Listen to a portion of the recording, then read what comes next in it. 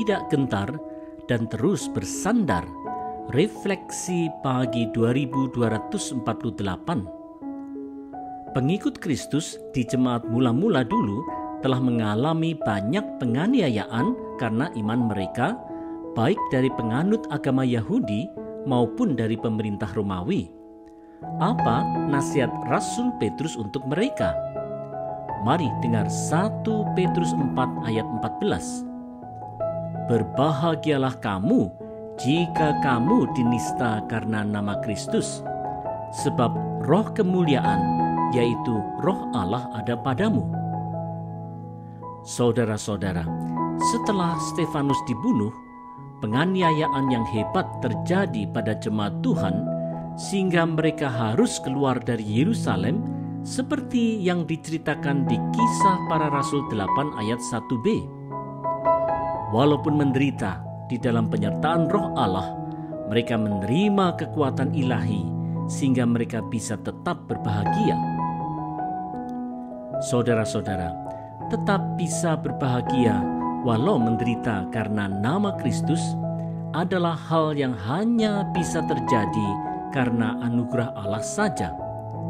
Inilah yang dijanjikan Yesus Kristus kepada murid-muridnya di Matius 5 ayat 11 dan 12. Berbahagialah kamu jika karena aku kamu dicela dan dianiaya dan kepadamu difitnahkan segala yang jahat. Bersukacita dan bergembiralah karena upahmu besar di sorga. Sebab demikian juga telah dianiaya nabi-nabi yang sebelum kamu. Inilah kebahagiaan sejati yang berasal dari Allah, karena kita mau setia untuk mengikut Kristus dalam segala keadaan. Oleh sebab itu, marilah kita belajar untuk tidak gentar dan bersandar terus pada Kristus bila kita dinista karena namanya.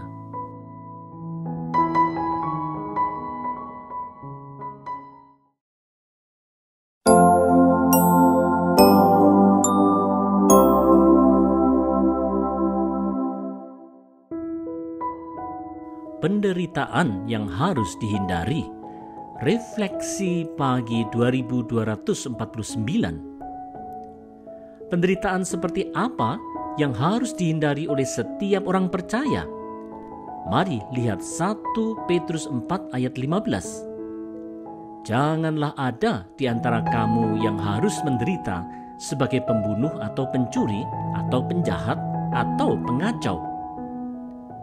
Saudara-saudara, sebuah penderitaan bisa terjadi pada diri seseorang karena seseorang beriman kepada Kristus dan memilih untuk bertindak benar, ataupun juga karena ia telah melakukan hal-hal jahat. Bila seseorang dihukum dan mengalami penderitaan karena tindakannya yang jahat, maka itu adalah hal yang sudah semestinya terjadi. Ini haruslah dihindari. Tetapi bila seseorang menderita karena membela kebenaran dalam iman pada Yesus Kristus, maka itulah anugerah Allah. Saudara-saudara, orang percaya harus yakin akan statusnya sebagai anak dan ahli waris dalam Kristus, sehingga kita dapat dimampukan untuk menghadapi segala penderitaan karena nama Kristus.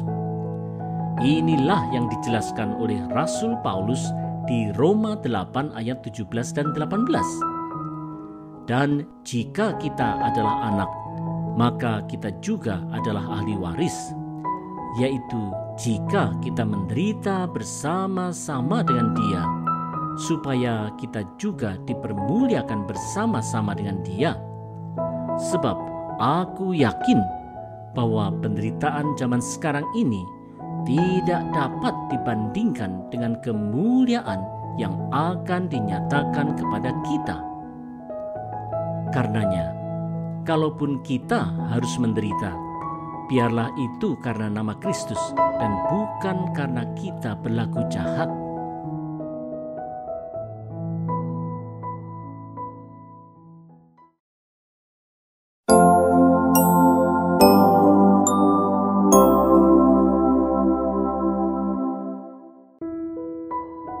Tetap setia walau diolok-olok. Refleksi pagi 2250.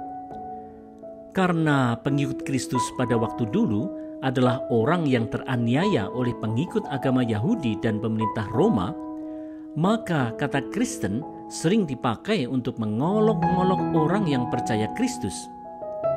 Bagaimana sikap orang Kristen dalam menghadapinya? Mari dengar 1 Petrus 4 ayat 16. Tetapi jika ia menderita sebagai orang Kristen, maka janganlah ia malu, melainkan hendaklah ia memuliakan Allah dalam nama Kristus itu. Saudara-saudara, walaupun para pengikut Kristus pada waktu dulu menderita dan sering dihina, orang Kristen tetap tidak boleh malu, bahkan mereka harus terus memuliakan Allah dalam nama Kristus. Inilah panggilan orang Kristen sebagai pengikut Kristus. Saudara-saudara, di Kisah Para Rasul 11 ayat 26 diceritakan bahwa di Antiokhia lah murid-murid itu untuk pertama kalinya disebut Kristen.